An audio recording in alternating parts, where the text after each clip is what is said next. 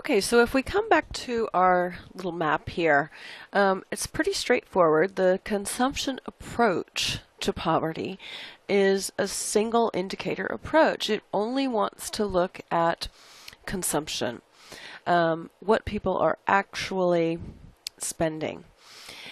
When it comes to the question of thresholds, we don't really know. There has not really been a consumption poverty threshold that has been proposed or has gained widespread acceptance. We do know, however, that if Meyer and Sullivan or any other advocates of a consumption approach to poverty were to propose a threshold, it would probably be absolute, because they have expressed a strong preference for measuring progress over time against an absolute threshold, not a floating threshold, but one that is anchored. So the definition of poverty that is inherent in this approach is basically having consumption that falls below some absolute threshold. And some have argued that this threshold would almost necessarily have to be linked to the concept of subsistence, physical subsistence. Take, for example, the World Bank's Global Extreme Poverty Line. This is the one you often probably hear about in the news. Several years ago, they had set the global extreme poverty line at about $1 a day. And then along about a decade ago, they switched it to $1.25 a day. And now it's basically up to $1.90 a day. And this is in purchasing power parity. You see this abbreviation PPP an awful lot in poverty studies research. And all that means is that they are controlling for the purchasing power of different kinds of currencies. So a person who is able to consume less than $1.90 a day in the currency of their country, what $1.90 a day could buy in their country, is below the global extreme poverty line. So that's about $693.50 per person per year. And the World Bank devised this line by looking at the line below which a person's minimum nutritional, clothing, and shelter needs cannot be met. And a lot of people don't know this. They think that the $1.90 a day refers to income, but it doesn't. It refers to consumption, people who are consuming less than that line. And even though they've updated it, they do then backdate. Each time they've redrawn the line, they backdate. So, and this allows us to see the progress on poverty. So using their current line, $1.90 a day, in 1990, global extreme poverty was 35%. It's now down to 10.7%.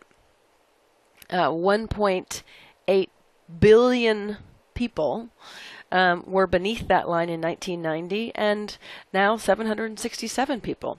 Well, in 2013, 767 million people were. That's significant progress, and without a kind of absolute line, we would not necessarily be able to see that progress, and that's something that the consumption approach really values. You might think that this line is irrelevant for developed countries, that basically the global extreme poverty rate in countries like the United States or European countries is basically zero. Most serious economists agree that that is true. There has been a recent book, it came out last year, that has gotten a lot of attention. A book by Catherine Eden and Luke Schaefer called $2 a Day Living on Almost Nothing in America. And these are sociologists, and they went out and they interviewed people who have less than $2 a day of cash income.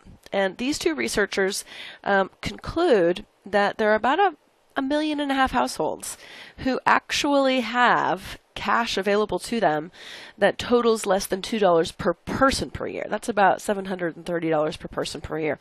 And a lot of these are people who are experiencing homelessness, people who are experiencing very serious deprivation. The primary sources of that very low income, $730 a year, tend to be things like selling your plasma, redeeming bottles and cans. But it's important to note that even though this book received a lot of attention, Eden and Schaefer are not asserting that these households are consuming less than $2 a day. Some of these families are living in public housing. So they're consuming housing, but they're not necessarily paying for housing with income, but they're consuming that housing.